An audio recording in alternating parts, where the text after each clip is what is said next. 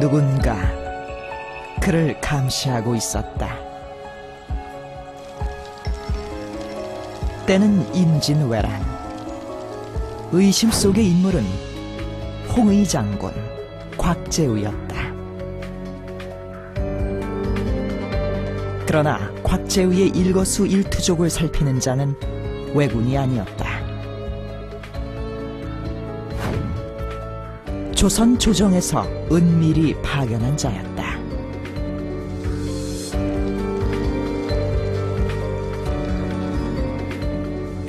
곽재우는 조선이 경계하는 인물이었다.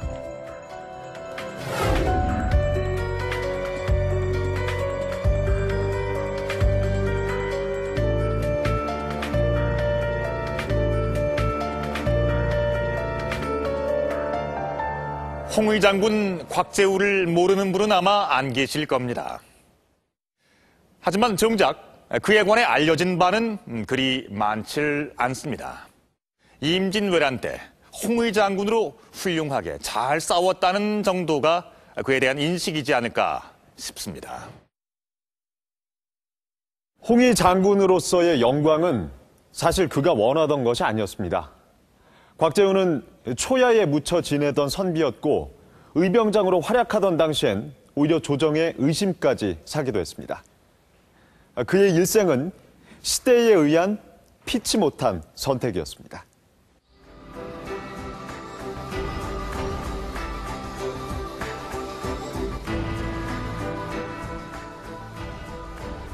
곽재우 장군과 왜군이 접전을 벌였던 의령에 충익사가 있다.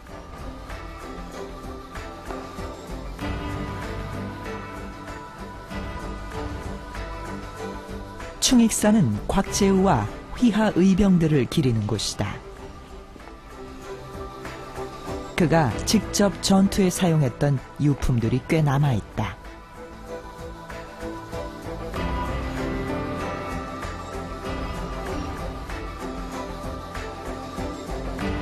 이 장검은 415년 전 곽재우가 빼어들었던 칼이다.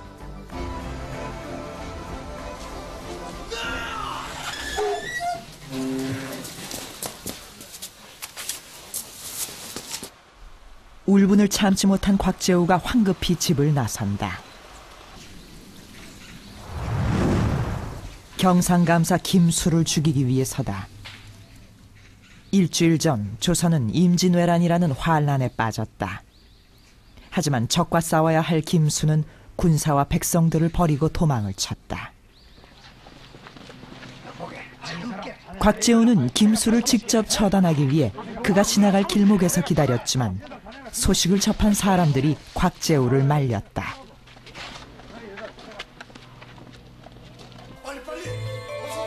곽재우는 스스로 의병을 조직해 싸우기로 결심한다. 죽음을 자초한다며 그의 아내가 간곡히 말렸지만 곽재우는 오히려 아내에게 칼을 들이댔다. 사람들은 모두 곽재우를 보고 미쳤다고 했다. 사실 그렇게까지 분노한 곽재우는 사람들이 알던 평소 모습이 아니었다. 그는 40평생을 초야에 묻혀 세상과 담을 쌓고 고요히 지냈다.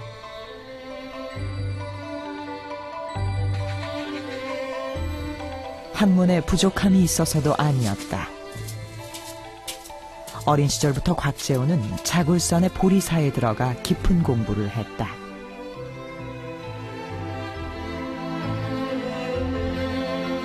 여기서 그는 천여 권의 책을 읽었다.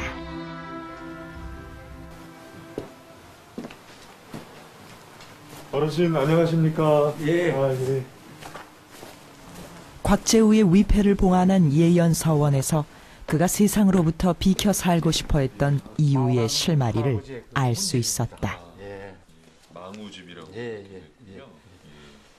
망우당께서는 2등으로 합격을 했습니다. 예. 그럼 합격자 발표가 있고 나서 그 이제 선조가 그 1등, 2등, 3등 했는 사람들 답안지를 봤습니다. 예. 보고는 거기에 이제 당태종 교사 전정론이라는 그런 제목으로 망우당이 쓴 글 내용이 선조의 시정을 비판한 내용이었습니다. 예, 그걸로 인해 가지고 선조의 노여움을 사서 이렇게 취소가 된 걸로 알고 있습니다. 예. 과거는 다시 보면 되는 일. 하지만 곽재우는 벼슬길을 거부했다. 선비라면 과거에 합격해 백성을 살피는 정치를 해야 하는 것이 당시 도덕적인 의무였다. 과거를 그만둔 진짜 이유는 무엇일까? 16세기 후반은 말 한마디에 목숨을 잃을 수도 있는 시대였다. 조선 조정은 동인과 서인으로 나뉘어 당쟁을 시작했다. 신료들은 정권 창출을 위해 치열하게 다투었다. 1589년엔 선비 1000명이 모함으로 떼죽음을 당하는 기축옥사까지 일어났다.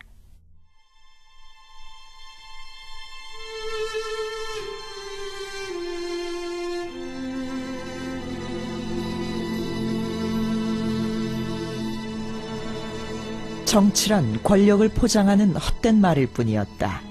어지러운 세상, 곽재우는 정치를 하지 않기로 결심한다.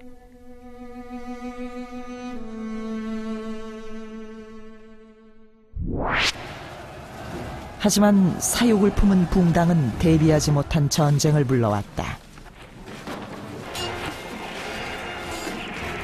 300만 명이 목숨을 잃게 될 임진왜란이었다.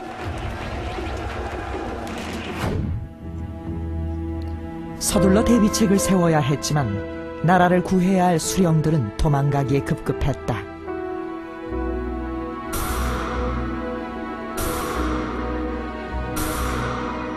재물을 챙겨 식솔들과 함께 깊은 산중으로 제 몸만을 숨겼다. 의령의 사정 역시 마찬가지. 분노한 곽재우는 이곳 세간리에서 홀로 봉기한다.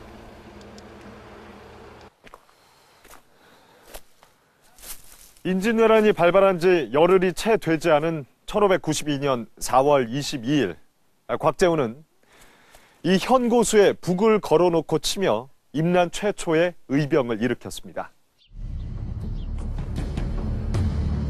곽재우가 곳간문을 활짝 열었다. 뜻만으로는 군사를 이끌 수 없었다. 자금을 동원해야 했다. 사실 그의 집안은 꽤 이름난 부호로 재산이 수만 금이나 될 정도였다.